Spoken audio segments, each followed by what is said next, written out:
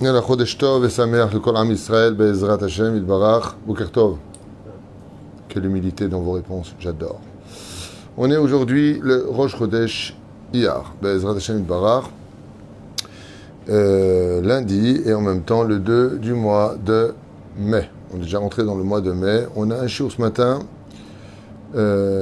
pour tous les Rosh Chodesh qui a été acheté sur le Pele Yoetz, étude. Be'ezrat Hashem, pour la Refoua Shlema de Dina Bat Freha, que le mérite de cette étude, Be'ezrat Hashem, et Rapé Hena, Be'refoua Shlema, Refoua, Tenefesh ou Refoua, Agouf, Amen, Amen. Be'ezrat Hashem, Yitbarach, et Toda Rabba, et celle qui l'a acheté, que le mérite du Baal Pele Yoetz, j'ai nommé le Rabbi Lizer Papo, Yagen Ba'adar, Bechol Asherla, et toute sa famille, Be'ezrat Hashem, on pensera à une grande Refoua Shlema pour tous les malades d'Israël, Moratimi, Sarat, Al-Potifrat, Miriam, Yana Ben Esther, Chali Bracha Bat Whitney Sharon Inon Chai Ben Ruti Chai Urachama Esther Bat Rivka Baruch Ben Ruth Sofan Meir Ben Ruth Sofan Mishmael Shlomo Ben Johanna Vechen Meir Baruch Ben Sharon Mazal Shlomo Ben Jean-Luc Zaira Vechen Nissim Nachman Ben Rachel Odaya Evi Esther Bat Yael Shanin Zmira Bat Alice Vechen Yosef Ben Israël Zetoun Refoua Shlema Refoua Tanefesh Refoua Takouf Be'ezrat Hashem, qu'il n'y ait que de bonnes nouvelles.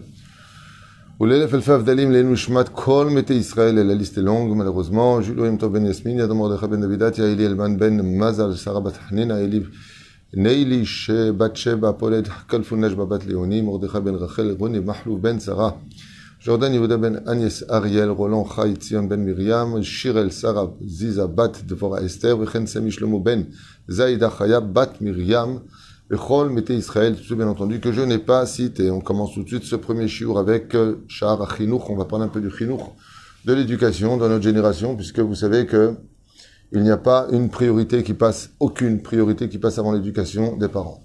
Absolument, des enfants.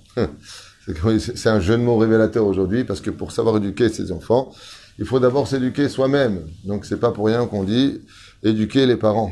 Si tu as su éduquer les parents, tu sauras éduquer les enfants. Il arrive très souvent d'ailleurs que des parents non éduqués veulent absolument éduquer les enfants. Et qu'est-ce que ça provoque? Eh bien, ça provoque qu'ils vont se faire un espèce de reflet, d'une certaine façon, de leur médiocrité chez les enfants. En d'autres termes, ne sois surtout pas ce que moi je n'ai pas réussi, deviens plutôt ce que moi je n'ai pas réussi à être.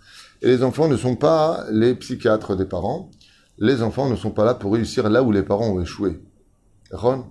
Et lequel on va y voir ensemble sur le Baal Pele Yoetz, Be'ezrat Hashem, quelques dimensions à prendre, notions à prendre sur ce sujet-là.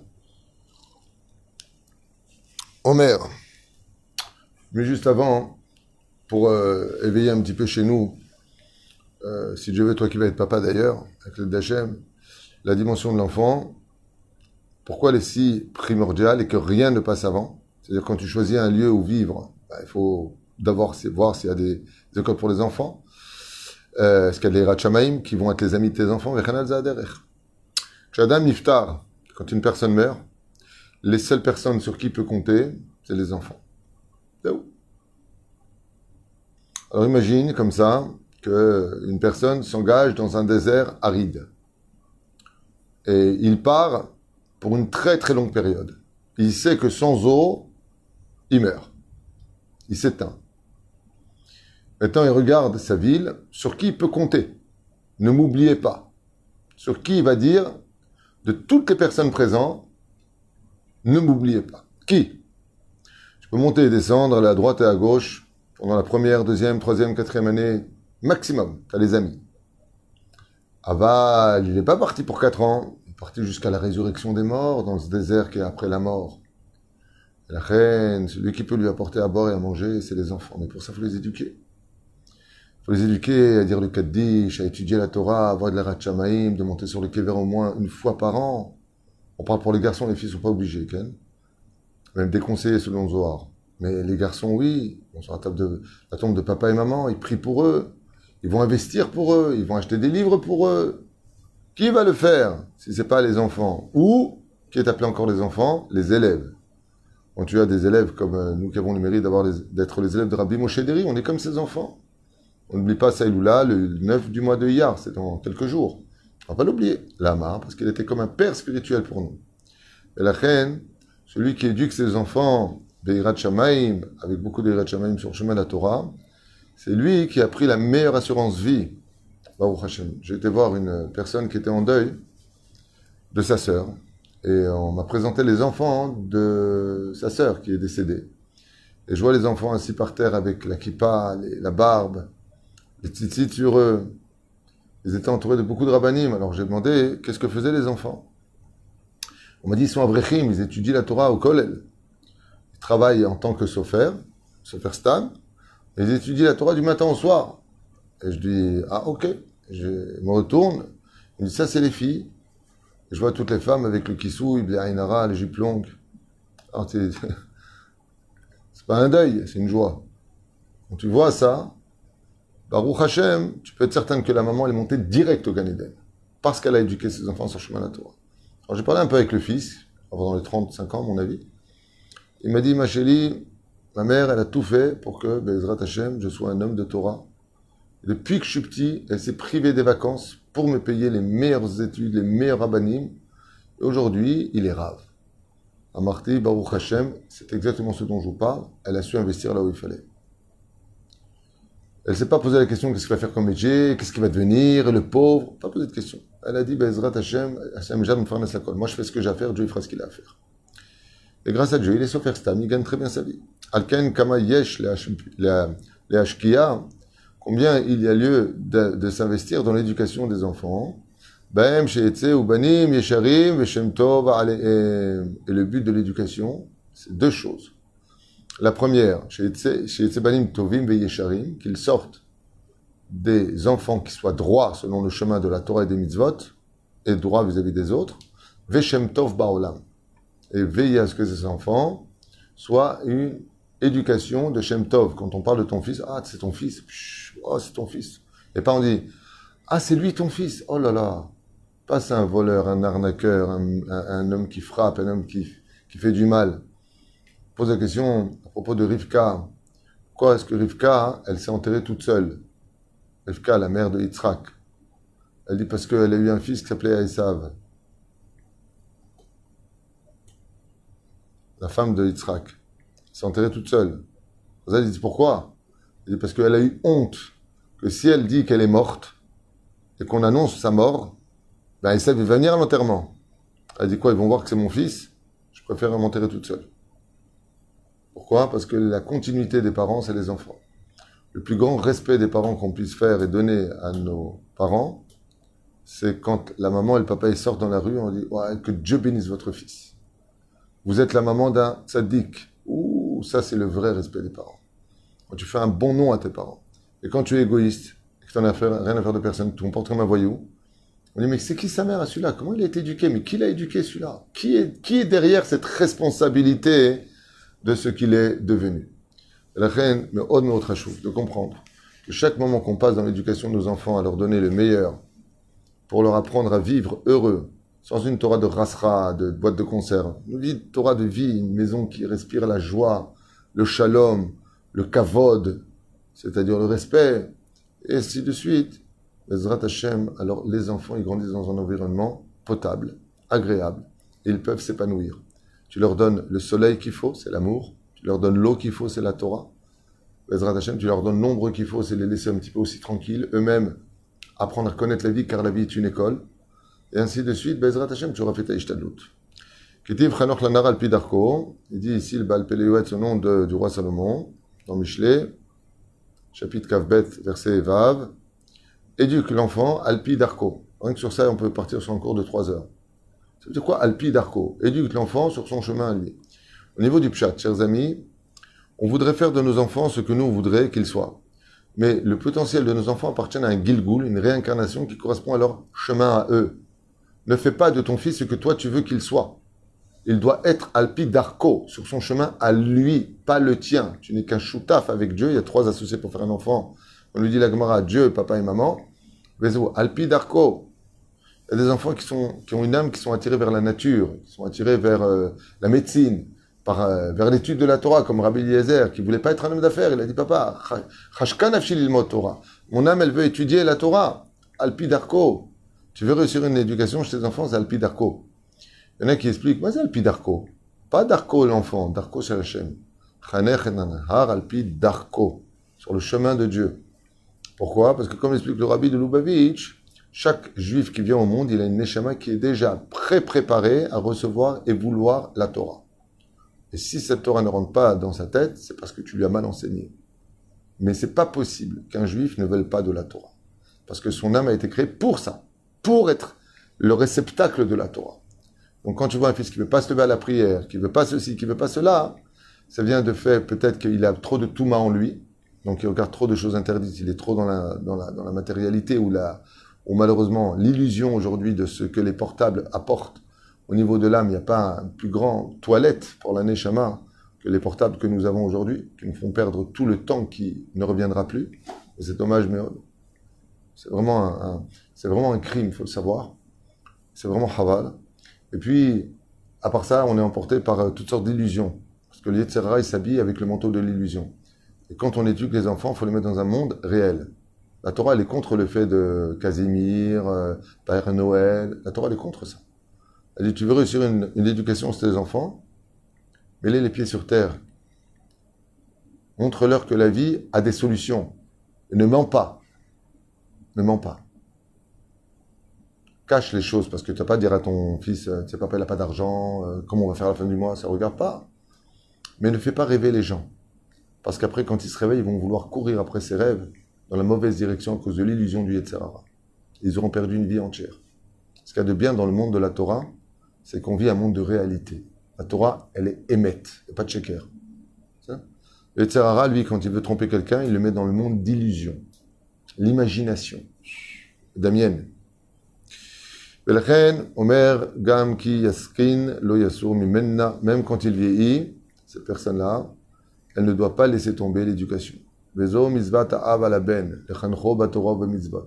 Chaque père rendra des comptes, dit le Pele Yoetz, à la fin de sa vie, sur l'éducation qu'il a donnée à ses enfants.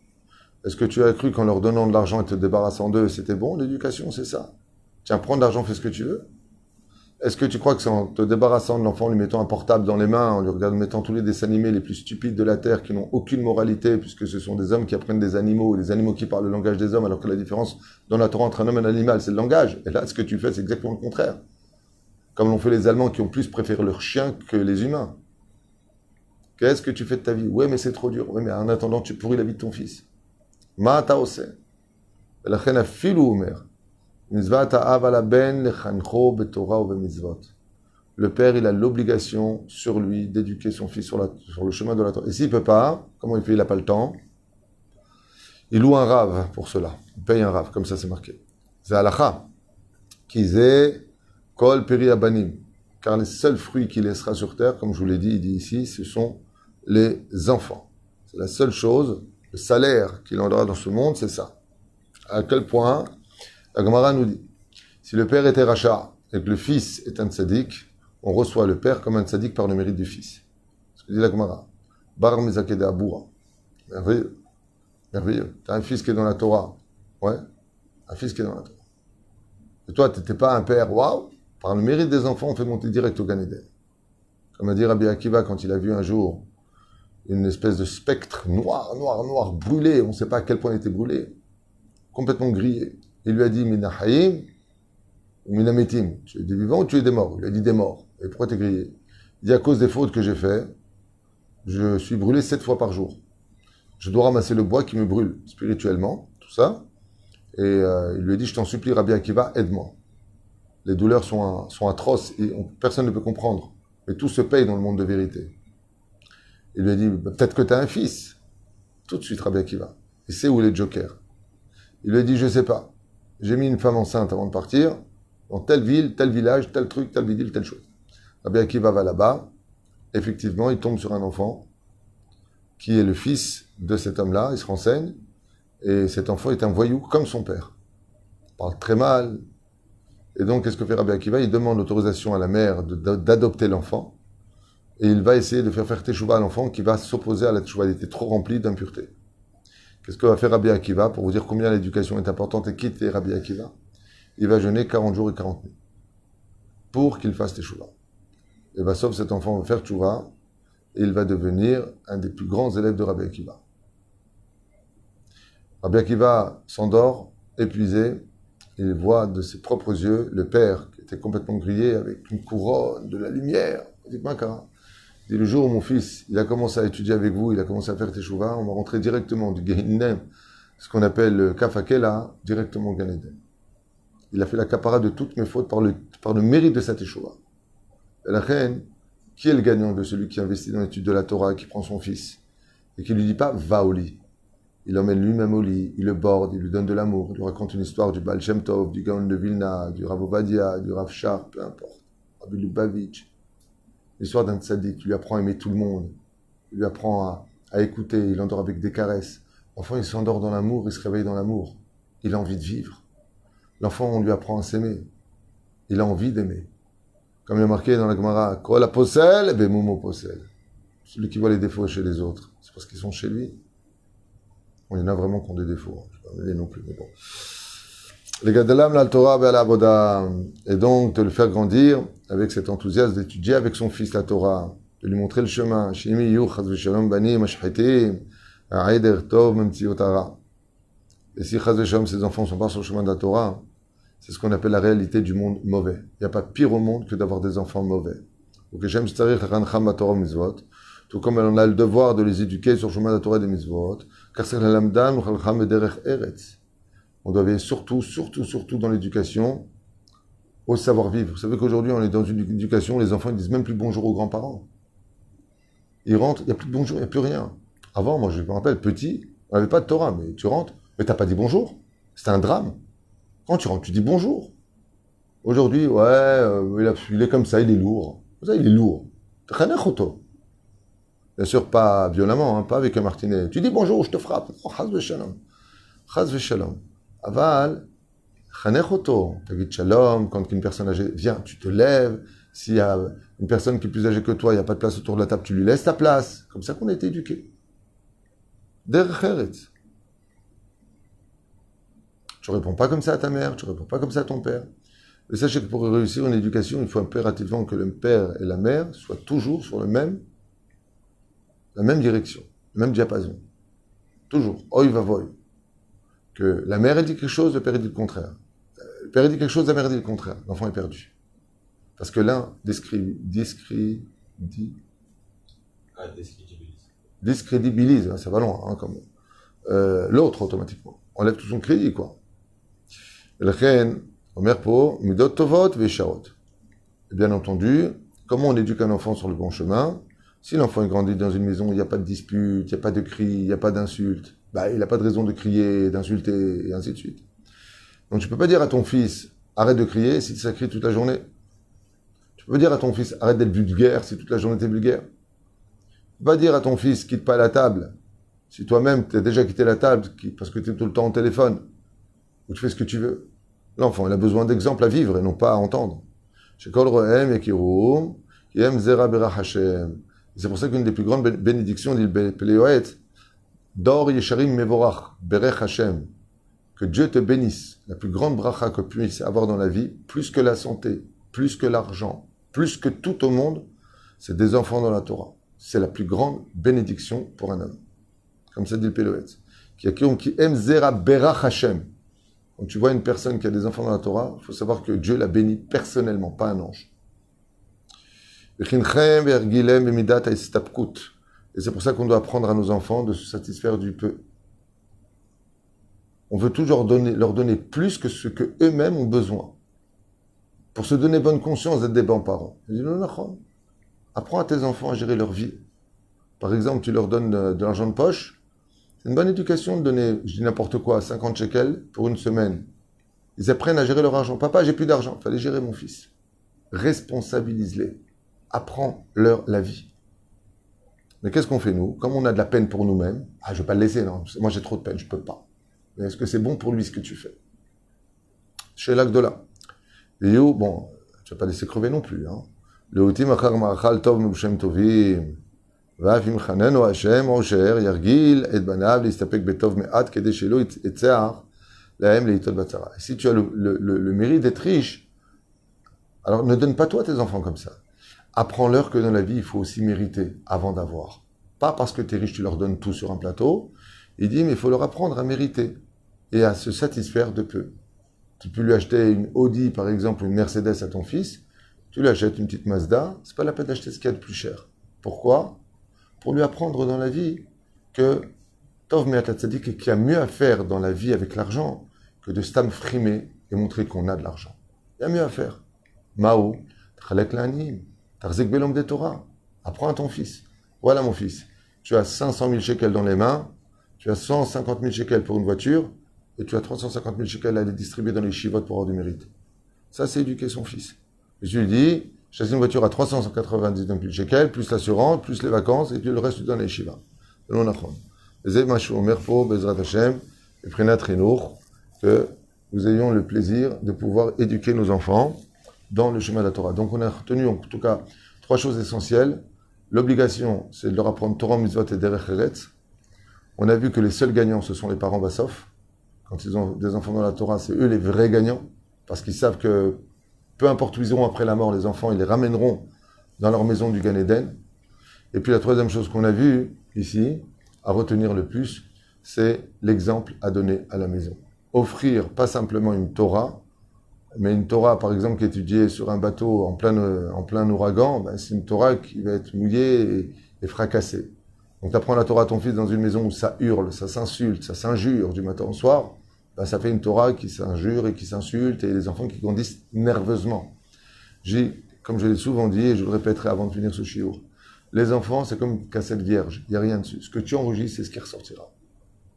Fais très attention quand tu viens éduquer tes enfants, d'être surtout un exemple à suivre, plus qu'une personne qui parle.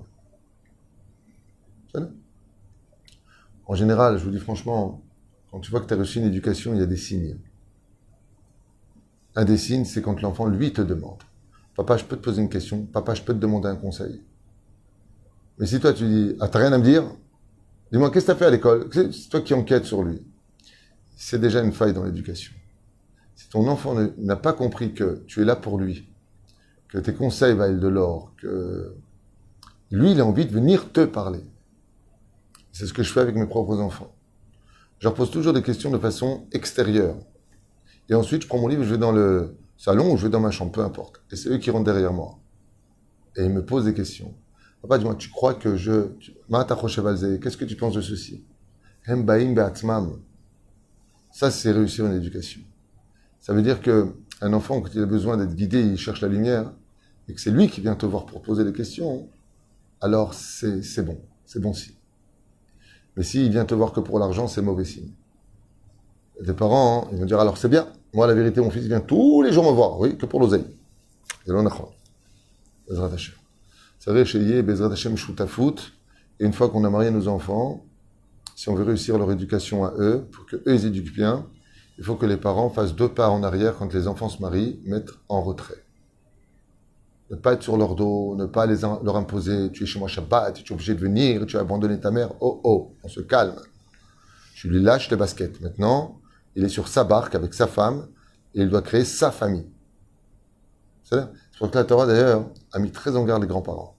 La mitzvah n'est pas du tout en rapport avec les grands-parents, avec les parents. Qui Boudavahem. La reine, les grands-parents doivent connaître leur place.